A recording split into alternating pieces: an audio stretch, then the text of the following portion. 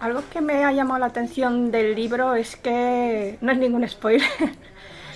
eh, los nombres en diminutivo de los personajes, como el de Charlie, como el de Birdie, que no es su, o Bert, que no es su nombre verdadero, y cómo solo varios personajes, como el de Meg, que no se llama así, y Charlie, realmente el lector sabe cómo se llama y en algún momento de la historia sabemos realmente sus nombres. Que un nombre es algo importante, que nosotros tengamos nombres. ¿Lo tenías pensado, que solo esos personajes importantes el lector supiese realmente su nombre, quiénes son?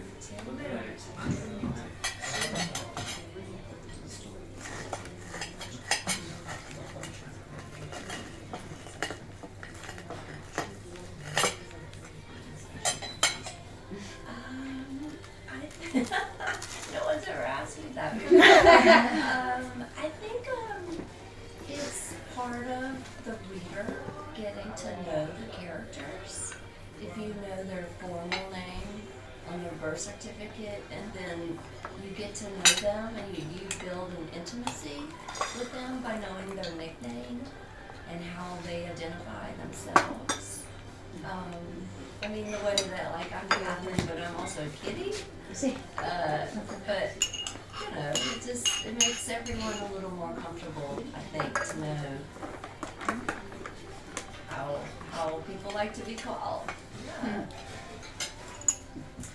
Pues es una pregunta muy interesante que no me habían hecho nunca. Yo creo que es parte del proceso según el cual los lectores y las lectoras van conociendo a los personajes, ¿no? Es decir, tenemos el nombre, como dices tú, formal de una persona, pero luego cuando sabemos el nombre cariñoso y más familiar, también generamos ese tipo de intimidad con el personaje, ¿no? Y también conocemos más de la identidad del personaje. Es como mi caso, yo soy Catherine, pero también Kitty. Las personas de mi entorno más cercano me conocen como Kitty. Y seguramente se sienten más cómodas llamándome Kitty. Los personajes mayores, como el de la señora Tart u otros, son personajes que al principio no sabemos cómo son, solo por las descripciones, por ejemplo, de la hermana de Birdie. Pero realmente la señora Tart a mí me ha sorprendido por ser una señora adelantada a su tiempo e incluso crítica con algunas cosas que suceden. ¿Cómo fue crear a la señora Tart y a otro personaje que posterior conocemos, no voy a decir quién es, que sorprende?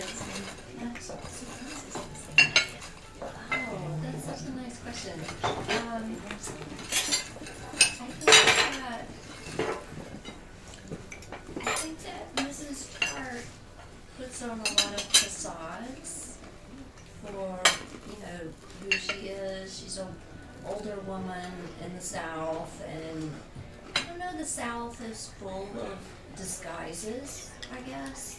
Women put on a certain face for one another. You want to give off an impression. But the truth is that, like, kindness and empathy, if it's true in your heart, it's always going to come through.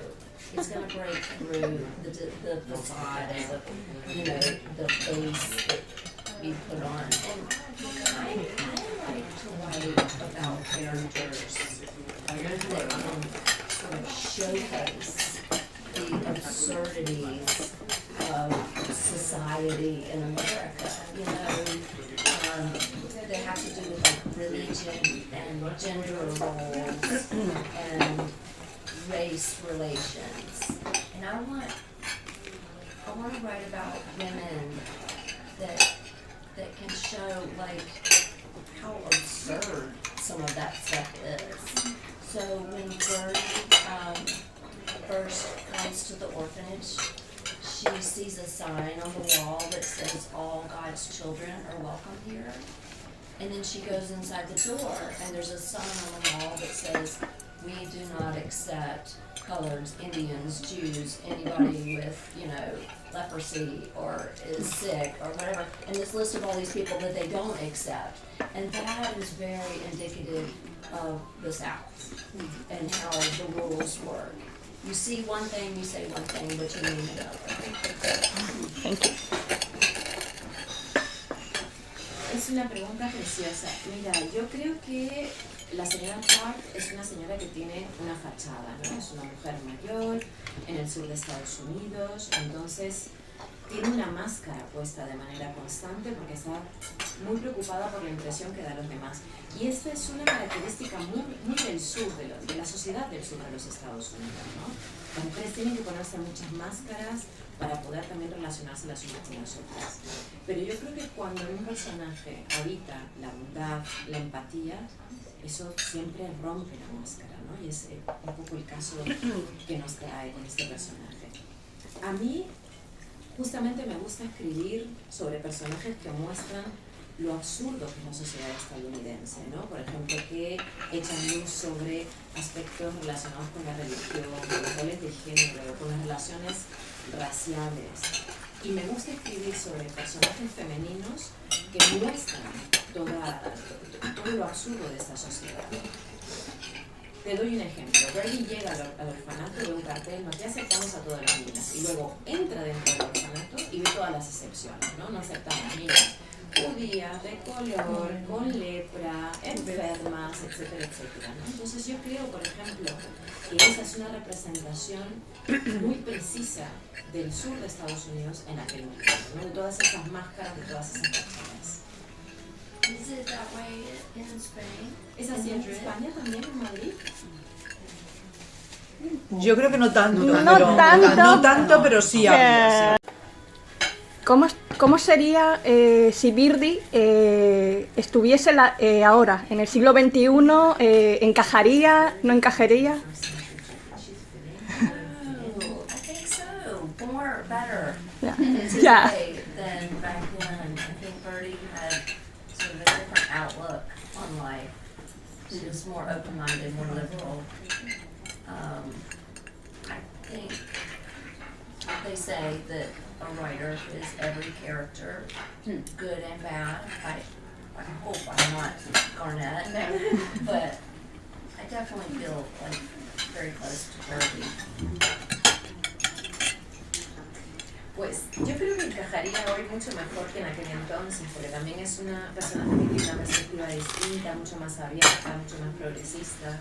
Hay algo que se dice que es que una escritora o un escritor es todos sus personajes, los buenos y los malos. Entonces yo puedo decir que espero no ser Garnett, pero sí que me siento un poco Birdie. Por eso has querido introducir en la novela el personaje de Tom, que escribe...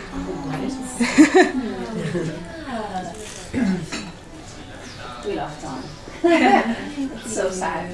You know, the men in my novels don't fare very well. Yeah. But I love Tom. Because Me too. I had a boss in New York. I know so many women that have like nightmare stories.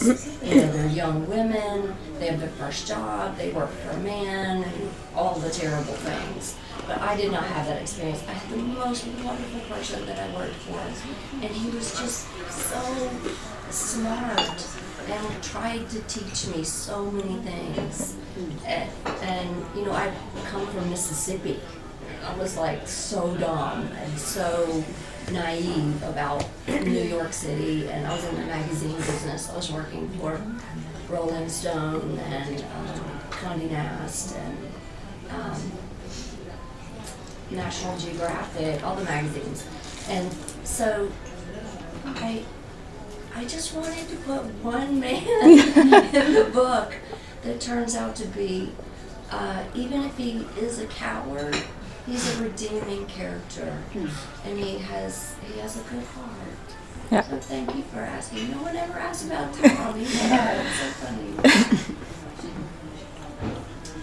Muchísimas gracias por esa pregunta. En realidad, los hombres en mis novelas no suelen brillar, pero me encanta el personaje de Tom. Y yo creo que la inspiración fue un jefe que tenía en Nueva York, Y sé que muchas mujeres, sobre todo cuando comienzan su etapa laboral, tienen esas historias terroríficas con jefes mayores o mujeres jóvenes, pero yo tuve la suerte de no tener una historia así. Y recuerdo con mucho cariño este jefe que tenía, que era un hombre inteligente, que intentó enseñarme muchas cosas, porque claro, hay que entender que yo venía del Mississippi y estaba trabajando en una ciudad que era tremendamente ingenua. Trabajaba aparte para el sector editorial, pero de revistas, para revistas como Rolling Stone, Condé Nast, Publica Vogue, ¿no? National Geographic, y bueno, fue una persona que me ayudó mucho. Entonces, con el personaje de Tom, yo quería escribir un personaje masculino que a pesar de su cobardía, tiene un buen corazón. O sea que, muchísimas gracias por hacerme esa pregunta. Nunca nadie me había preguntado sobre Tom.